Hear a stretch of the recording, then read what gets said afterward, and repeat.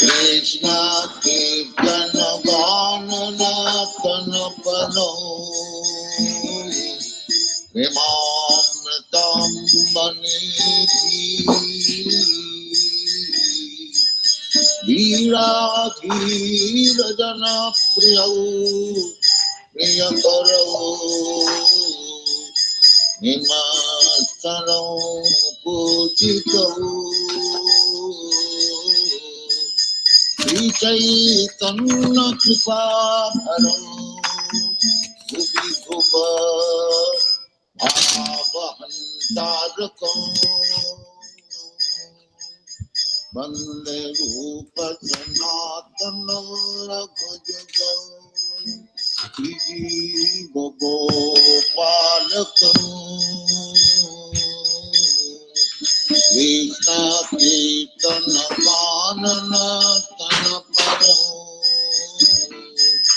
Vimamritam Manidhi Veera Veera Jana Priyau Priyakaram Nirmasaram Pujitam Nana Shastra Vidaranam Saddharma Samastapakam Lokanam Hitakaranam Tribhumane Mannam Saranyakanam Nana Shastra Vidaranam Saddharma Samastapakam Lokanam Hitakaranam Vibhumane Mannam Saranakaram Radha Krishna Padaravinda Bhajananandini Namatvalikam Vande Rupa Sanatana Raghujagam Vijiva Gopalakam Krishna Kirtana Vanana Tana Param Vimamritam Manidhi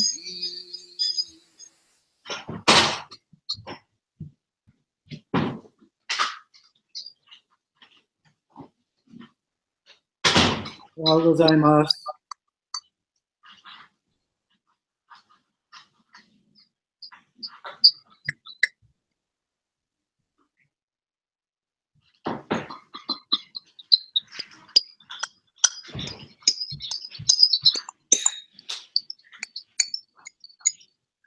Ohayou gozaimasu, お母さん。I don't think this is cooking.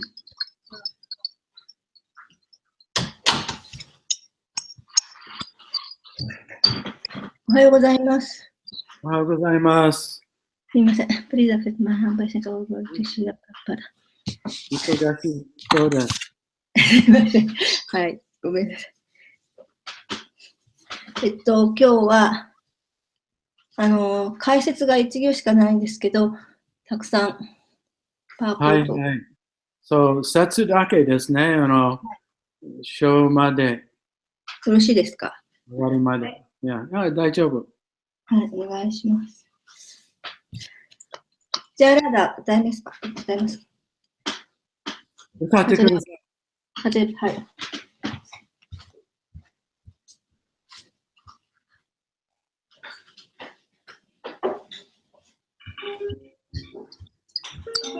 Jaya Radha Madhava Kunja Bihari Jaya Radha Madhava Kunja Bihari Jaya Gopi Jana Barava Girivaradari Gopi Jana Barava Girivaradari Yashodanandana Brajajanandana Yashodanandana Brajajanandana Yamuna Tira Banachari Yamuna Tira Banachari Jaya Radha Madhava Kunja Vihari Jaya Radha Madhava Kunja Vihari Jaya Gopi Jana Varava Girivaradari Jaya Gopi Jana Varava Girivaradari Yashodanandana Brajajanandana Yashodanandana Brajajanandana Yamuna Tira Banachari Yamuna Tira Banachari Jaya Radha Madhava Kunja Vihari Jaya Radha Madhava Kunja Vihari Jaya Radha Madhava Arigatou gozaimasu. ありがとうございます。では、Okay, so today we're reading actually 10 verses, はい、 12 through 23, and that finishes the chapter, and there's no purports. はい、今日は、テキストの12節から23節まで10節一気にやりますね。で、解説がないので。はい。So we will chant 13, there's 12 and 13 together here, so we'll chant 13. で、12、13ありますけど、ここの13節のところを、一緒に唱えましょう。はい。いいですか？はい。Okay. Om Namo Bhagavate Vasudevaya. Om Namo Bhagavate Vasudevaya. Om Namo Bhagavate Vasudevaya. Om Namo Bhagavate Vasudevaya. Om Namo Bhagavate Vasudevaya. Om Namo Bhagavate Vasudevaya. So I'll chant 12 and then we'll chant 13 together. 例えばの12節を唱えますので、13節を一緒に唱えます。はい。Andarsha Sanudavantim Chandalim Vivarupinem Jaraya Vipamanangim Yakma Grastam Akshvik Patam. Now we'll read 13. Vikirya Prikriya Paritam Aritam Kesam Esam Vikirya Palitam Kesam Vikriya Paritam Kesam Tishta Ishta Tishteti Ishteti Basinim Vasinim Tishta Tishteti Basinim Ishta Tishtenti Vasinim Mina Mina Ganjasu Ganjasu Gandena Nandena Mina Ganjasu Gandena Mina Ganjasas Gandena Urvatim Purvatim Marga Marga Dushanam Dushanam Purvatim Marga Dushanam Purvatim Marga Dushanam Vikirya Palitan Kesham Vikriya Paritam Kesam Tishta Tishteti Bashinim Tishta Tishteti Vasinim Mina Gandyasu Gandena Mina Gandhyasu Gandhena Kurvatim Margadushanam. プルバーティンマルガドゥシャナム。はい、どうぞ。キリアパリタンケーシャン。クリアパリタンケーシャン。イスタテステティバシニン。イシタテステティバシニン。ミナガンディアシュガンデナ。ミナガンディアシュガンデナ。プルバーティンマルガドゥシャナン。Kurvatimマルガドゥサナム。ビクリアパリタンケーシャン。Palitam Kesham. イスタテステティバシニン。Ishtatisheti Bashinim. ミナガンディアスガンデナ。Gandhya Sugandhena. プルバーティンマルガドゥサナム。Kurvatim Margadushanam. Tam. タン、 The sinful reaction. 罪深い反応。 The darsha. ダダーシャー、 You saw. 彼は見た。 Anudabantim. アヌーダーバンティン、 Chasing. 追跡。 Chandalim. ダンダリン、 A woman of the lowest class. 最低階級の女性。 Eva.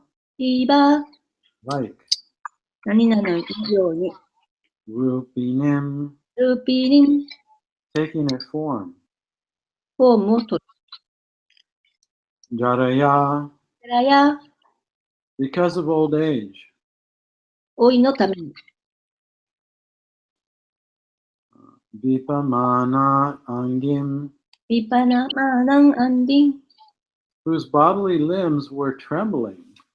彼の体が震えていた。手 Bodily, 足ね。 huh? 彼の手足が震えて手足が震えていた。 Bodily limbs. Yeah. Yakshma Grashtam. ヤクシマーグラスタン、 Infected with tuberculosis.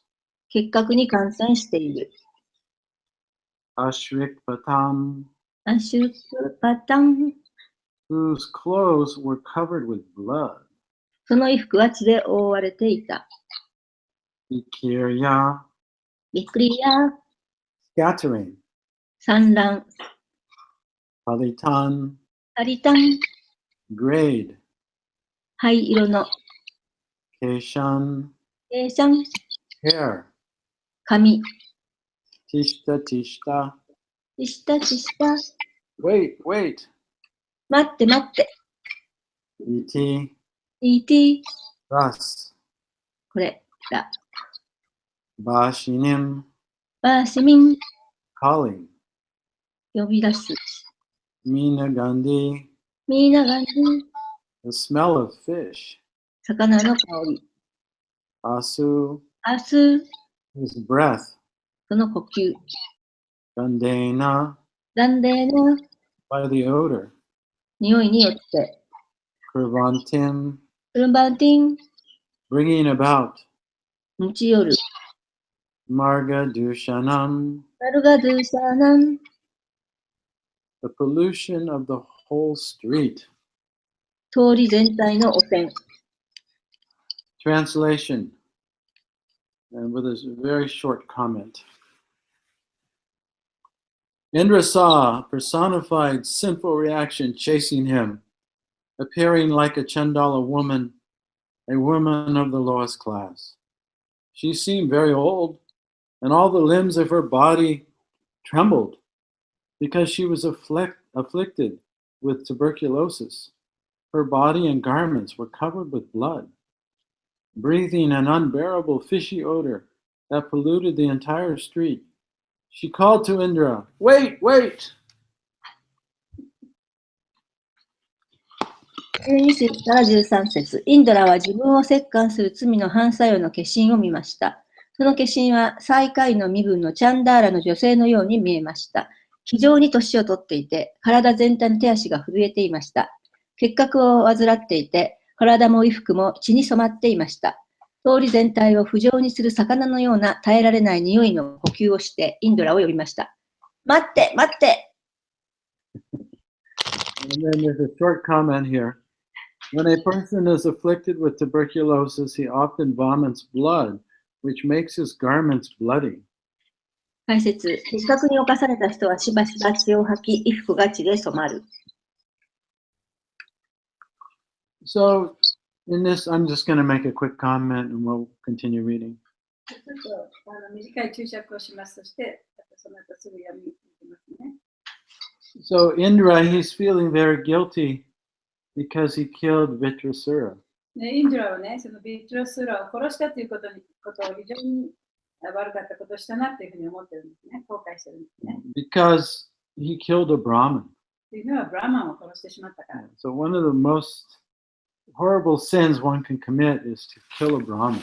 で、その本当に犯す中でも非常に恐ろしい、一番恐ろしい罪というのは、ブラマンを殺すということです。So, just like when we do something really bad, we make a bad mistake and we know that we did something wrong, we feel guilty. なんか間違ったことをしてしまってね、もう自分でもそれが悪かったと思ってる。その時に非常にその罪の再念というかね、そういうものに悩まされますね。And because we feel guilty, we constantly regret the terrible thing we did. そうやって罪を犯したということを非常に悔やんでね、それを後悔して、we regret it, もうそれをやらないようにと誓います。Yeah, we regret that and we continually remember the event. で、そのどんなことをしてしまったかということをね、何回もそれを思い出してしまいます。So it's like the sin is chasing us around. で、それはその罪がね、あなたをこう追いかけているようなものですね。And so the personification of the sin of killing a Brahmin that Indra had performed was manifest as this old woman who had tuberculosis. で、そのインドラがそのブラマンを殺したというその罪、それのその権限ですね。それがその年寄りの老女となってインドラを追い立てているわけです。And so it's interesting that this disease of tuberculosis has been around for literally thousands of years. その結核という病気はね、そうやって何千年も前からあったということは非常に興味深いことです。Of course, in ancient times, people didn't actually know the cause of the disease. もちろん昔々はね、その結核のその病気の原因って何なのかということは分かりませんでした。But tuberculosis is caused by a particular kind of bacteria. でも結核というのはそのバクテリア、特定のある一種の種類のバクテリアによって起こる病気なんですね。So bacteria it's not like a virus. バクテリアは細菌とは違うんですね。A virus is a strand of DNA. で細菌というのはその DNA のDNA というかその遺伝子のね、その違う異なる種類なんですけどね。It's technically not alive. 細菌とビールスかな。Yeah, virus. ビールス。But a bacteria is a tiny little one-celled organism. でバクテリアっていうのはそれが一つのね、その細胞のその生物なんですね。And there are many different kinds. でそれはたくさんの種類があります。And this tuberculosis, it looks kind of oblong like this. It's 結核のその細菌っていうのは looks like a little worm. 長いね、ちょっとこう紐のような感じの虫みたいな感じの細菌なんですね。And its skin is very thick. でその細菌のその皮膚というか表面がものすごく硬いんですって。It's very difficult to kill. だからとてもね、殺すことが難しい、そういうものです。And it infects the lungs. でもちろんそれはその肺に影響を及ぼします。And it's very contagious. 非常に伝染しやすい。So 移りやすい病気 if ですね。 somebody who has tuberculosis coughs on you, だから結核を患った人がもしあなたに向かってこう咳をしたら、We can't see it, but there's fine spray that goes through the air. 咳をしたときにね、もちろん目には見えませんけれども、その空中にその飛沫というかね、そういうものが飛ぶわけですね。And that spray will land on anything. で、その飛沫が、いろんなところにこう落っこちるわけ。And because the bacteria is so strong, it can live outside the body, even on some surface, and you can pick it up and catch it. で、バクテリアっていうのはものすごく強いから、そのバクテリアね、特別にものすごく強いもので、そこら辺にこう起こってたとしても、それを触って、触った人がそれをまた体内に取り込むと、またその伝染病だから移っちゃうんですね。So most people who used to catch it used to die from it.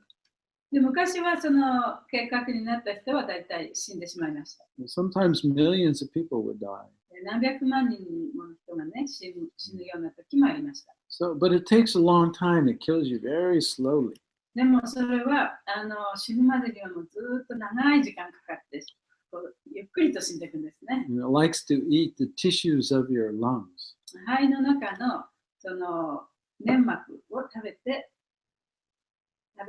られる病気なんですね。So at first you just have you think you have the flu or you have a cough and a little fever. ちょっと咳がある、ちょっと熱がある、ちょっと微熱がある、ちょっと風邪かな、インフルエンザかなと思うようなふうにして始まります。But the fever doesn't go away. It just goes on and on and on. 熱が絶対に引かないで、ずっと長くその微熱が続くんですね。And you keep coughing and coughing. で、咳も続きます。And after a few months, それが何ヶ月か続くと、blood starts to come up. 血が出てくるんですね。口から血が白血するようになるんですね。Yeah, but it will be red blood. でもそれは黒いのじゃなくて赤い鮮血ですね。真っ赤な血が出ます。So if blood is bleeding into your stomach, でもしその血液がそのお腹の方に行くと、and you vomit that, でそれを吐きますよね。お腹に血液が流れ込むと。you vomit it. That will not be red blood. でそこから胃から一旦胃に入って、それが出てきて、嘔吐した血液というのは真っ赤じゃないんですね。It'll look like coffee grounds. それはちょっとコーヒーの入れた後の粉みたいな色をしています。Because it gets digested by your stomach. それはお腹が一旦消化をして、それが出てくるわけですから。But if you're coughing up bright red blood, not vomiting, but coughing it, then you know it's coming from your lungs. でも、その咳をしたときに一緒に出てくる鮮血が出てきたというのは、それは胃の中から出てきた血ではないということが分かります。それは真っ赤だからね。So if you have tuberculosis and you're actually coughing red blood, that's a very bad sign. That means that you probably will die soon. で、もしその人が結核にかかっていて、もうそれこそその鮮血をね、咳と一緒にこう吐き出すような状態であったら、非常にもう重体だと。で、多分その人は死ぬかもしれない。そういう状態です。So, and then, because of the blood, and because of the odor that comes from that, it has a very pungent, fishy smell. その血液と、それからその吐いた時に出てくるその呼吸の息ですね。その匂いが非常にちょっと酸っぱいような魚のような匂いがするんです。And so, this is the personification of the sinful reaction for killing a Brahmin. それこそがそのブラマンを殺した罪の反動の根源なんですね。So two things are going on here. ここで2つのことが起きています。Indra is feeling very guilty インドは非常に自分が悪かったと思ってるんですね。because he knew he not only killed a Brahmin, but he killed a pure devotee. でブラマンを殺したというだけではなくて、そのブラマンの人は純粋な敬愛者でもある。そういう人を殺してしまったからですね。And so, rightfully so, Indra is regretting his what he had to do.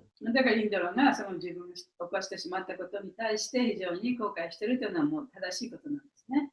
Everyone else is telling him, oh, what you did was great. でみんなはね、よくやった、よくやったとこう褒めているんですけれども、But he is disturbed with guilt. で彼はその自分のその罪を犯した罪のについてね、非常に後悔しているわけです。So it's almost like he's been haunted.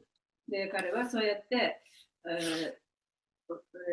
ハンテってなんだっけ Haunted by a ghost.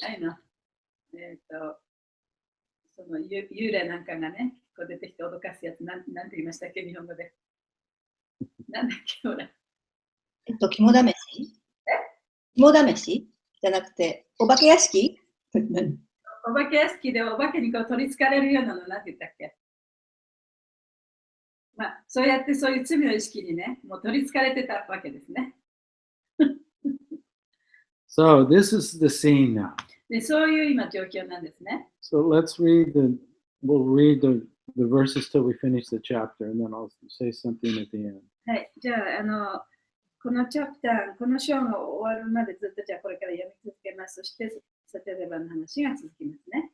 So this is text 14.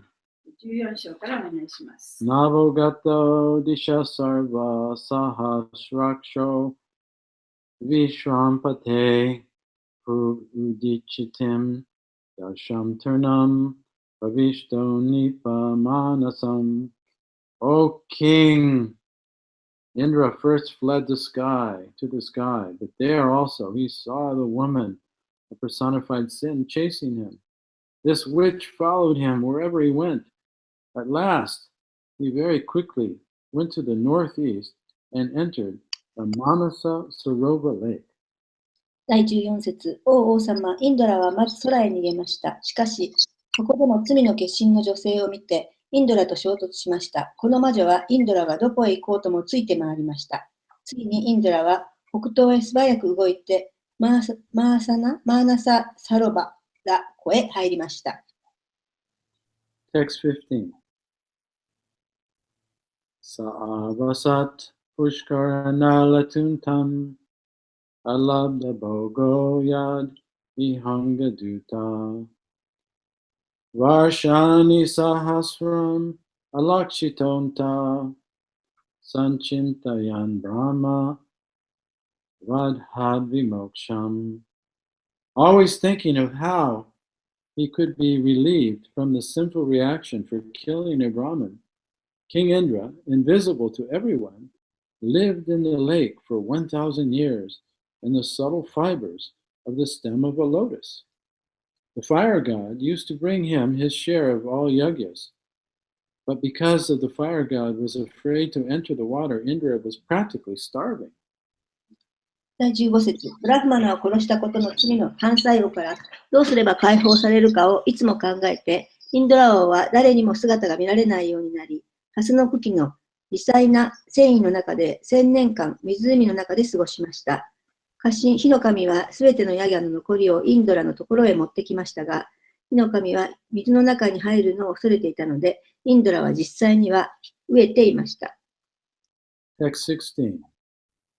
Tava Trinakam Nahusha Sahasa Vidyatapo Yoga Balanubhava Sasampadad Ashwarya Madana Budir Nitastirashchan Gatimindra Patya.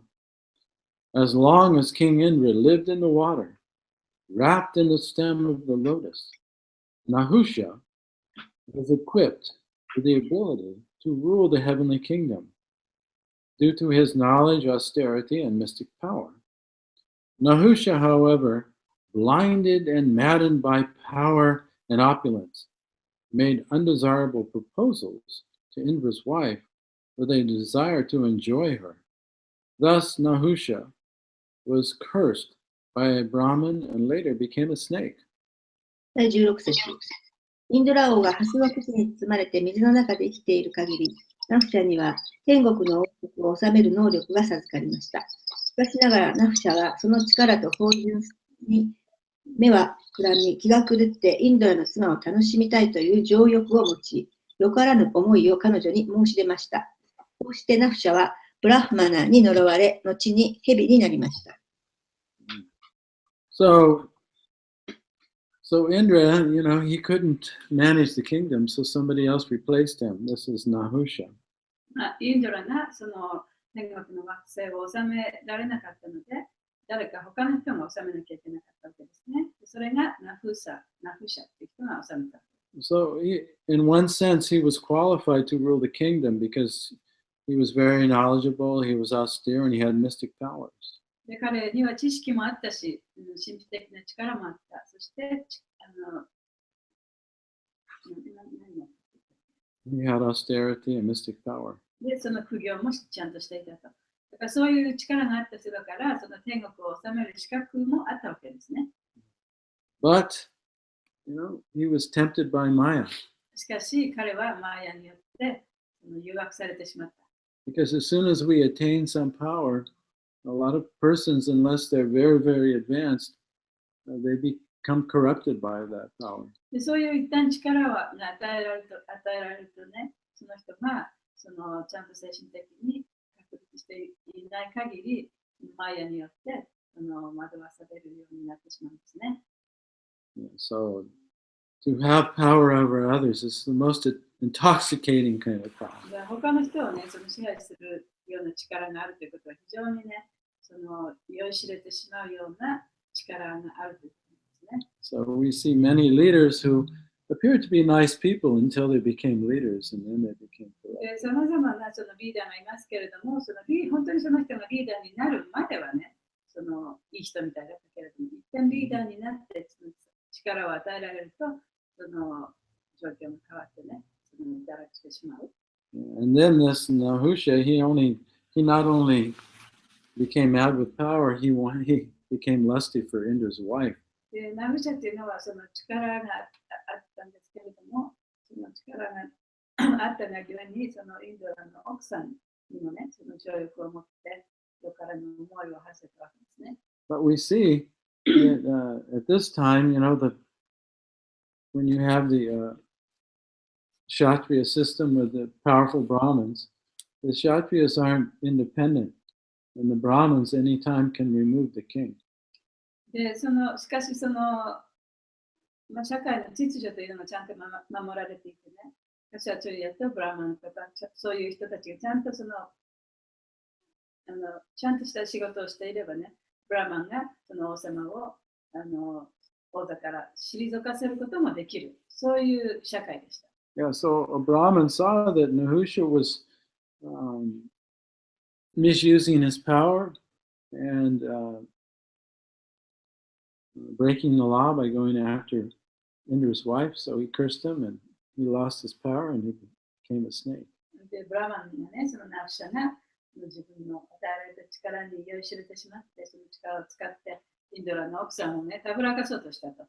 で、そういう誤った行為を見て、ブラマンたちはナフシャ王様を、呪いをかけて蛇に変えてしまいました。We need some powerful Brahmin to curse Trump and remove him. 私たちもね、トランプをね、どっかに行かせるためにね、そういう力のあるブラマンが必要ですね。Now the whole world is suffering. 世界中今苦しんでますからね、トランプさんのために。Okay, text 17.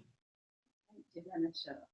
Tato gato brahma goro pahuta vitembara dhyana nivaritaga tapastute vigvityaya hutasja tamna bhyabud avitam vishnu patya. Indra's sins were diminished by the influence of Rudra, the demigod of all directions. Because Indra was protected by the goddess of fortune, Lord Vishnu's wife, who resided in the lotus clusters of Manasarovar Lake, Indra's sins could not affect him. Indra was ultimately relieved from all the reactions of his sinful deeds by strictly worshipping Lord Vishnu. Then he was called back to the heavenly planets by the Brahmins and reinstated in his position. 第17節、すべての方角の半身、ルドラの影響でインドラの罪は軽減されました。インドラは幸運の女神、つまり、マーナサ・サロバラ湖の密集したハスに住むシュ・ビシュヌの妻に守られていたので、インドラの罪の報いは来ませんでした。シュ・ビシュヌを厳格に礼拝することによって、インドラは最後に罪の行いのすべての報いから救われました。それからブラフマナーたちに天国の惑星へ呼び戻され、自分の地位を回復しました。Text 18. Tam cha brahmoshayo vritya ayame dena bharata yatava dikshayam chakshur purusharadhanenaha. O king, when Lord Indra reached the heavenly planets, the saintly Brahmins approached him and properly initiated him into a horse sacrifice, Ashwamedha Yajna, meant to please the Supreme Lord. 第18節、王王様、シュインドラが天国の惑星に到着したとき、聖なるブラフマナーたちはインドラに近づき、上司を喜ばせるための馬の釘、アシバメダヤギャを彼に正しく伝授しました。Verses 19 and 20. Sarvadeva Mayatani Ashwamedhe Mahendrena Vitate Brahma Vidivi Savai Tvastra Vadobuya Api Papa Chayo Mipa Itaste Neva Sujaya Nirahara Eva Vanuna. That's it. The horse sacrifice performed by the saintly Brahmins relieved Indra of the reactions to all his sinful sins because he worshipped the Supreme Personality of Godhead in that sacrifice. O king, although he had committed a gravely sinful act, it was nullified at once by that sacrifice, just as fog is vanquished by the brilliant sunrise. 第19節から20節、聖なるブラフマナたちが行った馬の釘は、インドラがその釘の中で至上人格出身を礼拝したので、すべての罪の反動からインドラを救いました。王様、インドラは重大な罪を犯しましたが、輝く日の出とともに霧が晴れるように、その釘によってすぐに無効とされました。Text 21. Savajimedena yatoditena vitayamanena marichi marshai Yistvadiyagyam purusham puranam Indra mahanasa viduta papa. King Indra was favored by Marichi and the other great sages. They performed the sacrifice just according to the rules and regulations, worshipping the Supreme Personality of Godhead, the Supersoul, the original person. Thus Indra regained his exalted position and was again honored by everyone. 第21節、インドラはマリッチやその他の立派な聖者の行為を受けました。彼らは規定原則に従っただけの釘を行って、至上人格主神、すなわちスーパーソウル、つまり本来の人を礼拝しました。こうしてインドラは気高い地位を獲得し、回復し、再びすべての人から尊敬されました。22 and 23, and this is the last verse of the chapter.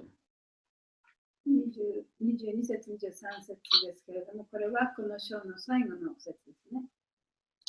Idam mahakyanam asesha papanam vakshalanam tirtha padu nikirtanam bhaktyucharam bhaktya jananuvaranam mahendra moksham vijayam marutaya pateyar akyanam idam sadabuddha shrimbhantato parvani Parvanindram Danyam Yasam Yam Nakilangra Mochanam Vipunjayam Sasht Yayanam Tatayusham.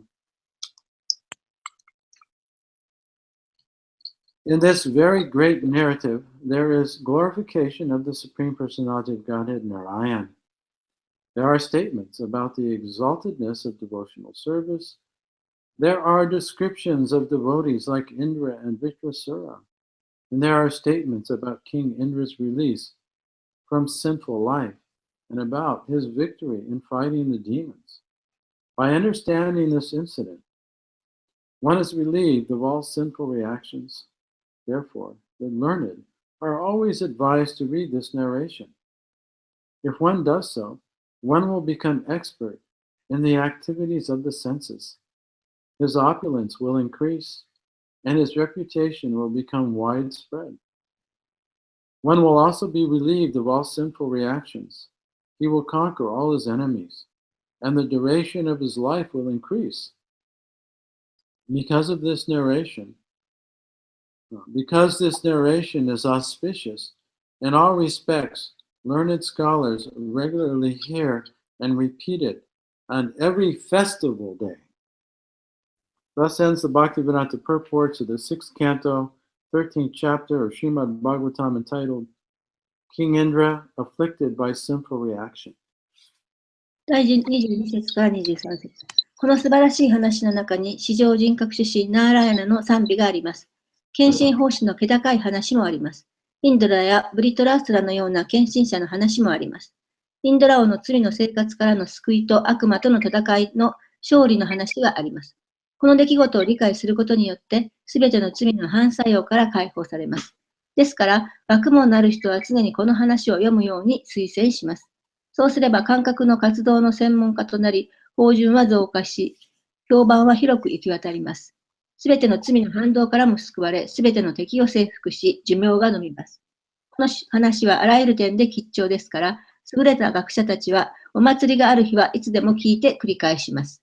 以上、シリマドバガタム第6巻13章、インドラ罪の反動に苦しむの概要に関するバクティベータンタの解説は終了。はい、ありがとうございます。今帰ってきますから、ちょっと待っててくださいね。はい、ありがとうございます。よろしくお願いします。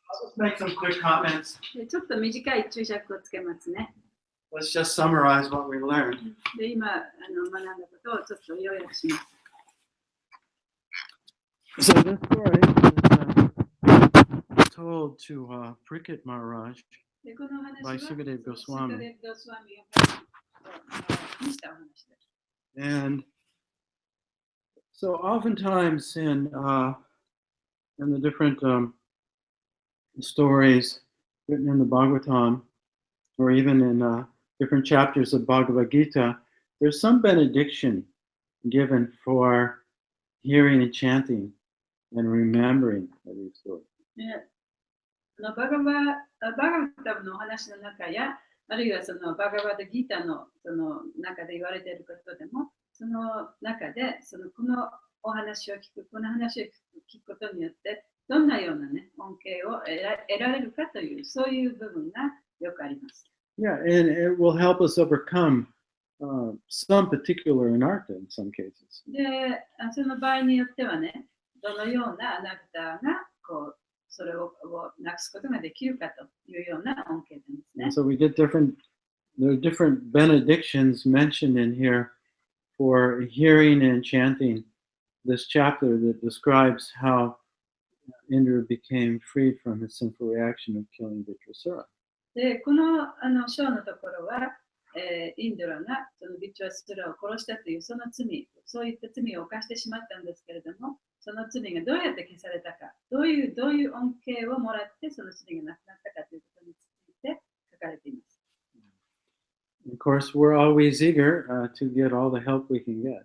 もちろん私たちはね、もういろんなその手助けが欲しいといつも思っています。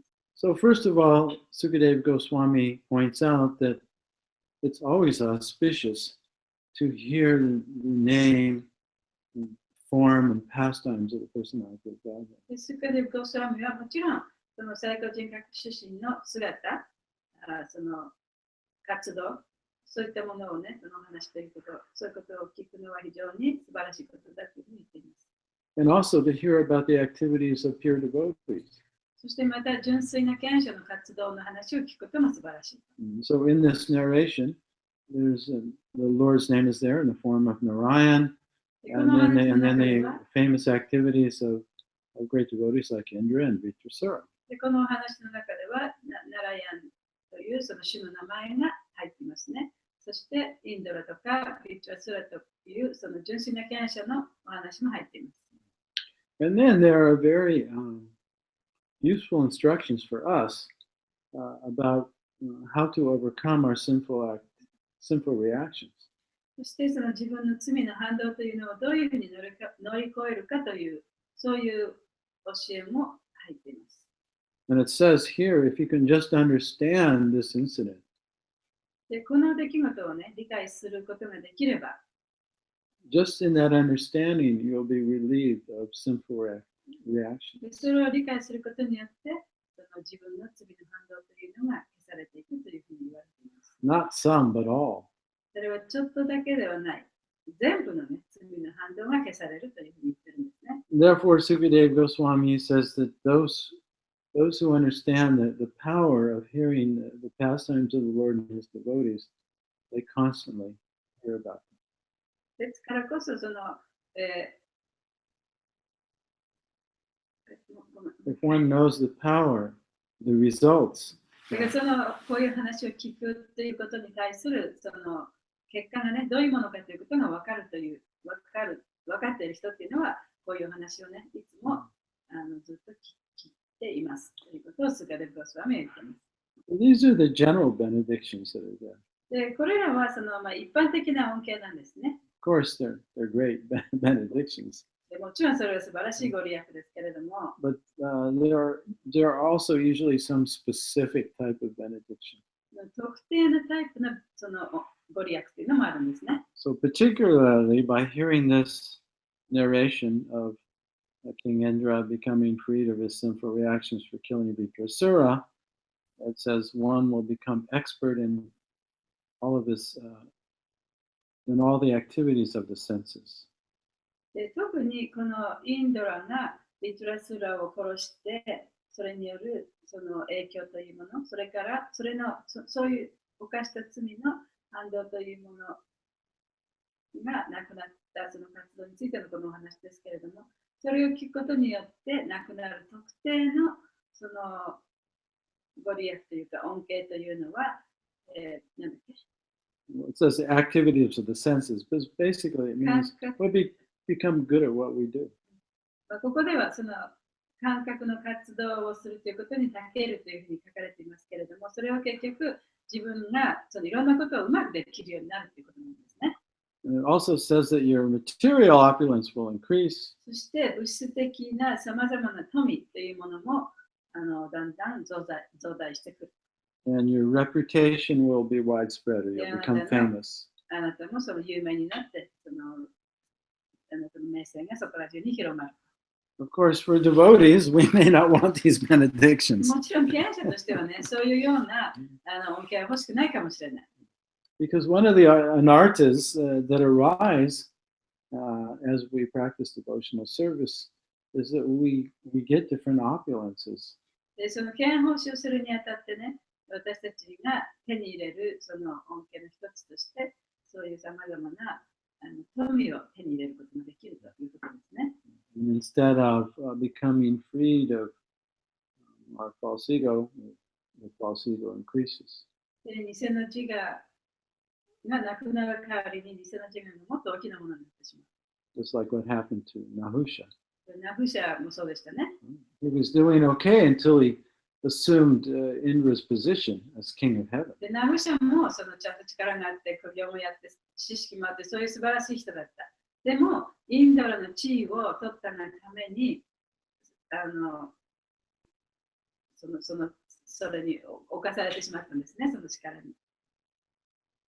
So sometimes when we're performing devotional service, as a result, we might become famous, or we might have influence over others, or we might even become rich. で、その敬愛奉仕をするに従ってね、その結果として、そのお金持ちになるかもしれないし、あるいは他の人をちゃんと支配できる、そういう立場になるかもしれない。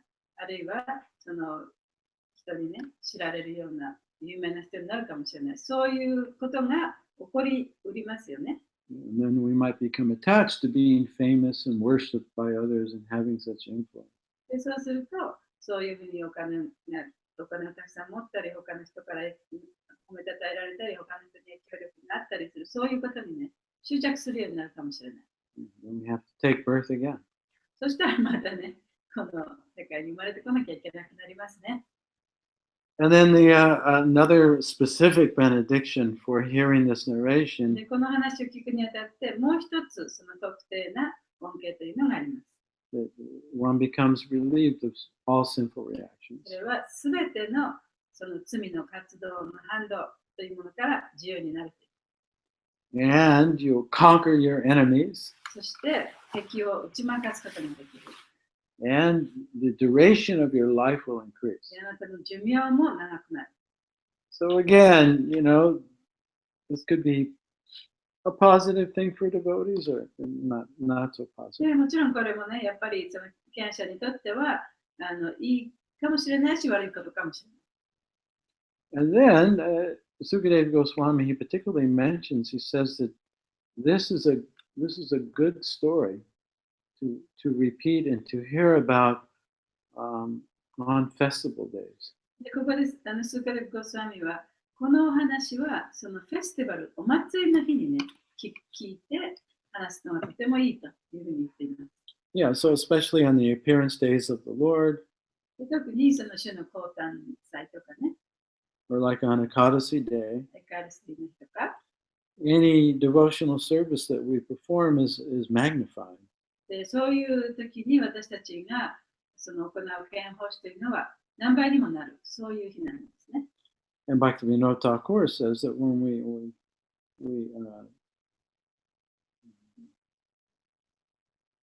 consciously and intently increase our devotional activities on the appearance days of the Lord, that this is the mother of devotion, or increases our love for the Lord. でバクティベンのタクラはそういうその主の降誕した日とかね、そういう日に献奉仕をするというのは私たちのその敬愛の心をより大きなものにして、それは敬愛の母であると、そういう日はね、であるというふうにも言っています。So I just want to say something about overcoming sinful reactions. でもう一つ私が言おうとしているのは、その罪の反動をどういうふうにね、乗り越えるかということに対して。There's sinful reactions sometimes are compared to grass that grows in the forest. で罪の反動というのは、そういう森の中に生える草のようなものだとされています。And we can perform repentance to overcome sinful reactions. でその罪の反動を超えるためにね、その罪の償いをね、することもできます。Just like Indra, he performed the Asvamedha Yagya. で、インドラもアスバメダヤギャをしました。So this is when we're performing devotional service. This is the ultimate relief of sinful reactions. で、献奉仕するということは、その罪の反動をなくすというもう最終的なことなんですね。終極的な活動なんですね。But when our intention is just to nullify the reaction itself, でも、その私たちの動機がその反動をなくすこと、その目的だけのためであったならば、that's more karma kanda. それはどちらかというとカルマカンダの部に入ります。And we're only temporarily free of the sinful そ reaction. してそれをすることによって一時的に罪の反動から逃れることができるんですね。So sometimes there's a forest fire. で例えば山火事があります。This is explained by Satyadeva Goswami and Maharaj Pariksit in the chapter that talks about the life of Ajamil. でこれは、スーカデブ・ゴスワミがマハラジ・パリキシットにしたお話の中のそのアジャミラの話の中で出てくるところですね。So sometimes there's a forest fire. でだから山火事があると、And everything on the forest floor, all the grass becomes burned. 山の中に生えているその下草ですね。木の下の方に生えている草ですね。それもすべて焼けます。But the seed of the weeds are still in the ground. しかし、そういう下草、その雑草の種というのはその土の中にあるんですね。So when it rains again, だから雨が降ると、eventually the grass grows back またそこから草が生えてきます。because the seed is still there. というのはそこにまだ種があるからですね。So sometimes we can repent and we can try and counteract our sinful reactions. そうやって罪の償いをして、自分の罪をね、償う時もでき、そういうこともできますけれども、But the seed or the ignorance is still there. しかし、その無知の種というのはそこにまだあるんですね。ずっとあるんですね。Because what is the real cause of sinful activity? で、罪を犯してしまうその活動の本当の原因というのは一体何でしょうか。 What is sin? 罪というのは一体何でしょうか。So sin is acting against the laws of the Lord. で、罪というのは主のご意志にそぐわない、そういう活動のことですね。And the ultimate law is to obey the Lord. で、最終的なその法律、規則というのは主の意志に従うということ。Not to hurt oneself or anyone else. で、自分をもあるいは他の人をも傷つけてはいけない。But when we neglect the Lord, しかし、主のことを無視すると、then we forget who we are. 自分のことも忘れてしまう。自分が誰だかも忘れてしまう。So from neglect, we get ignorance. で、それを無視することによって無知になってしまうんですね。It's like in English, we have the word ignore. で、英語ではね、イグノーは無視するという言葉があります。And so if I ignore you, then I become ignorant. だからあなたを無視したらあなたは無知になる。まあちょっと日本語と違いますけど、まあそういうことなんですね。In other words, we forget who we are. ということは言い換えると、一体自分が誰なのかということを忘れてしまうということです。We forget we're the servant of the Lord. で、私たちは自分はその主の召使いであるということも忘れてしまう。And out of that ignorance arises desire to enjoy independent of the で、そ Lord. の無知からその主と離れて楽しみたいという欲望が出てくるんですね。Yeah, so that's the root cause of sin is forgetting our relationship with the Lord. だからその罪のその一番の原因というのはその主と自分の関係を忘れてしまうことから始まります。So we're not really free of sin until that ignorance is removed. その無知が除かれない限り、その罪を犯すということから自由になることはできません。We'll keep repeating the same mistake even if we make up for it. で、その一旦自分が犯してしまった罪の償いをしたとしても、また同じ間違いを犯してしまう。So when one performs devotional service or when one acts according to the will of the Lord, で、敬虔奉仕をすれば、そして主の意志に従って活動すれば、then we no longer see ourselves as independent from the Lord. で、自分はその主と離れているというふうにはもう見ないんですね。So that's the real remedy for sin. それこそがその罪を犯すことに対するその薬というかね、処方箋なんですね。As long as we imagine ourselves to exist independent of the Lord, then the potential to act wrongly will be there. で、自分は主とその離れて独立して、存在しているというそういう気持ちを持ち続けていれば、そのまた罪を犯してしまうその可能性はあり得る。So Krishna, he explains how when we realize ourself and our relationship with the Lord, that's like a fire that burns the fuel of sinful activities. で、クリシュナはその説明しているのは、私たちが主との関係の中で自分の立場はどういうものかということを理解したときに、その理解というものがその全てのものを燃やし尽くすその燃料ですね。燃料をなくしてくれるものになる。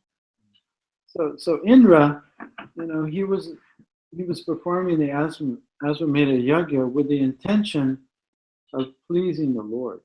で、インドラがそのアシュワメダの儀式をしたのは、主を喜ばせるためにやったわけです。That was his intention. それが彼の目的だったんですね。 Not just to be free of そ sinful れは自分 reaction. の罪を償うためだけではなかった。So that kind of devotional service is the real remedy for becoming freed of all sinful reactions. It's the Yes. knowledge. で、そういうその権欲しい、そういう知識こそがその罪の反動をすべてなくす薬なわけです。 It's the awareness that I belong to Krishna. で、それは自分はクリシュナのものだという、そういう自覚ですね。それこそが薬なんですね。 So it's the fire of knowledge or the fire of higher consciousness. それは、知識の、炎であり、より高い意識の光だっけ、Light? Yeah, it's the fire Fire of of knowledge and that burns the sinful reactions. だから、その知識の炎、その自覚した、その神との関係の中にある自分というものを自覚したその炎ですね。その力によって、その罪の行動というものが全て焼き尽くされるという。So this is explained in chapter 4 of Bhagavad Gita, verse 37. バガバダギータの4章の何節 37. 37節に書かれています。 Yatai damsi sami dagner basma sakruterjana gyanagni sarva karmani basma sakruter tata. So, Eda damsi is firewood. エダダンスというのは炎、燃え盛る炎ということですね。 So, Krishna says, as a blazing fire turns firewood to ashes, O Arjuna, so does the fire of knowledge burn to ashes all reactions to material activities. バガバダギータ4章37節。アルジュナよ、燃え盛る炎が薪を焼き尽くして灰にするように、あらゆる物質的行為のカルマをことごとく知恵の火によって燃え尽き灰となる。 So, Krishna says, knowledge burns up sinful reactions just like fire burns wood. で、クリシュナがその知恵の火というものは、その罪深い活動の反動というものをすべて燃やしてくれると。それはちょうど薪が火によって燃えるようにだというふうにクリシュナは言っています。 Yeah, so knowledge and consciousness are the same thing. で、意識とそれから知識というのは同じものです。 It means to really know something, それは何かというと、本当に知るということなんですね。 to be conscious.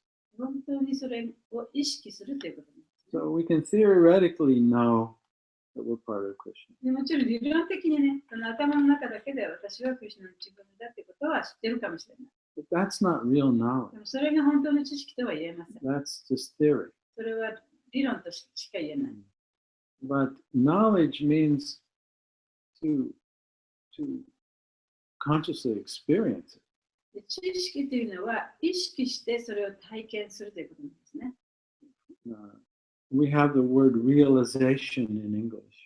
で、英語ではね、realization、要するに悟りを開くという言葉があるんですね。So that means real in your experience. realization というね、real っていうのは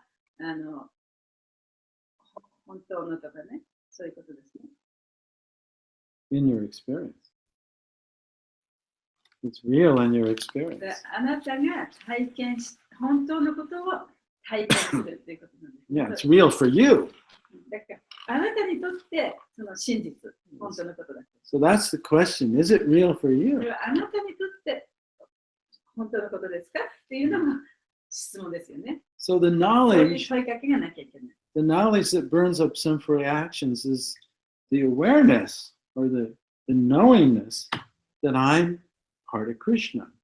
で、そういう罪深い活動の反動を焼き尽くす炎というのは、その知恵の炎というのは、知恵の日というのは何かというと、私はそのクリシュナの一部である、クリシュナの召使いであるという、そういう本当の知識、それを悟った知識ですね。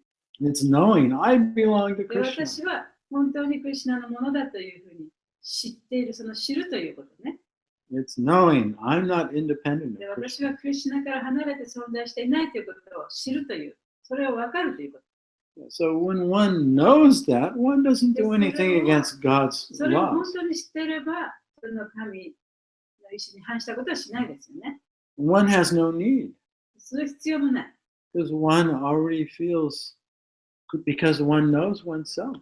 というのはその自分をちゃんと知ってるから。We know that I'm the eternal part of Krishna. で、私はクリシュナの永遠な部分であるということを知っているから。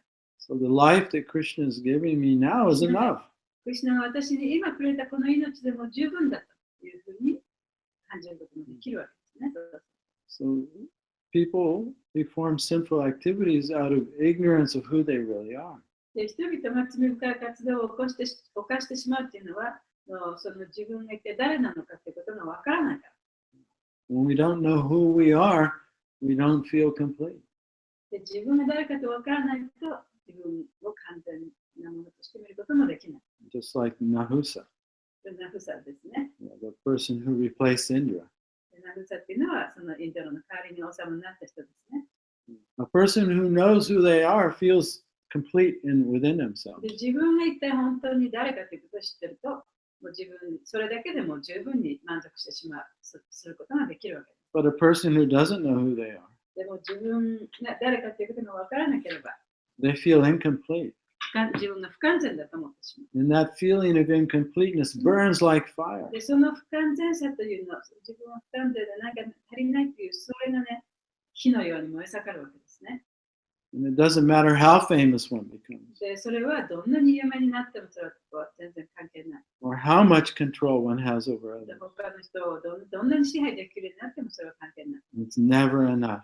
で、絶対に十分だって、もう納得することはないんですね。 Yeah, so even though Nahusa, he attained Indra's position, it wasn't enough. Now he wanted Indra's wife too. で、ナフサがそのインドラのその地位を取って、その天国の惑星を治めるような素晴らしい地位に立ったにもかかわらず、それでも満足できなかった。今度はもうインドラの奥さんも欲しくなってしまってね。 And therefore he was punished. だからこそ、その罰せられたわけですね。 There was a reaction, a sinful で、 reaction. そこにその罪の反動がしたわけです。 But what caused that? で、それが一体起きたその原因というのは一体何なんでしょう The か。 cause was his ignorance of who he で、 was. それは彼が自分が一体誰だったかということを本当に分からなかった。 So the real remedy for overcoming sinful reactions is to realize I'm the eternal servant of Krishna. だからこそ自分がクリシュナの永遠な召使いだと知るその知識ですね。そういう知恵というものが本当の意味で罪の反動をなくすたった一つの方法なんです。 Otherwise, the desire for sin will always be there. そうでなければ、その罪を犯してしまうその望みの種というのはいつもそこにあります。 So あり続けます。 So we saw that Indra, he felt rightfully guilty for what he did. で、インドラがそこでね、自分はその悪いことをしてしまったと思ったのはもうちゃんとそれは正しいことでした。 And so we should make amends, when we sin or we offend others. で、だから自分がもし他の人を侮辱してしまったり、あるいは自分間違ったことをしてしまったときにね、それをちゃんと受け入れて、その償いをするということはとても大切なことです。 Just like when we hurt each other or offend each other or offend devotees. 例えば、そのお互いにね、傷つけ合った、あるいはディボティを傷つけてしまった。We have to make amends for that. それをね、やっぱり直さなきゃいけないね。We cannot ignore that and just go on chanting and thinking the chanting will で、ただただそういう solve that. 相手を傷つけてしまってもね、ただただチャンティングをすることによってね、チャンティングさえしていれば、そういう自分がやったことも全部許されると思ってはいけない。Then that becomes the sin of committing sins on the strength of chanting. でそれはそのチャンティングによっていろんなことが許されると、チャンティングの力に頼る、その、正面の10の、してはいけないことの一つに入ってしまうんですね。So when we offend each other, of course, first we have to realize our mistake, like Indra did. でお互いに侮辱してしまったら、インドラがしたように、まずね、自分のしたことをまず認めなきゃいけない。Then we have to admit it and say, I'm sorry. そしてそれを認めて、ごめんなさいとちゃんと謝ります。But even that's not enough. でもそれでも十分ではない。So especially if we offend devotees. 特にそのディボティを侮辱した場合はそうですね。Of course, we have to ask for forgiveness. もちろんその許しを請わなくてはいけませんけれども、But then we actually have to do something to please the devotee. でもそのディボティを喜ばせるようなことをしなきゃいけない。This was exemplified by Madai. これはマダイがそのいい手本を見せてくれましたね。Right? He offended Lord Nityananda, マダイはニチャナンダ神を侮辱してしまいました。but then he begged for forgiveness. そしてニチャナンダ神にその許しを願ったんですね。And because Nityananda forgave him, then Lord Chaitanya was pacified and also forgave him. で、ニチャナンダ神がその彼を許したために、チェタニア神もまたそれに満足して彼を許してきました。But it didn't end with just saying I'm sorry and receiving forgiveness. で、そこでごめんなさいって言って、で、ちゃんと謝って、謝りを受け取ってもらった。そこでは終わらなかったんですね。He also wanted to do something to please Lord Nityananda and to continue to make amends.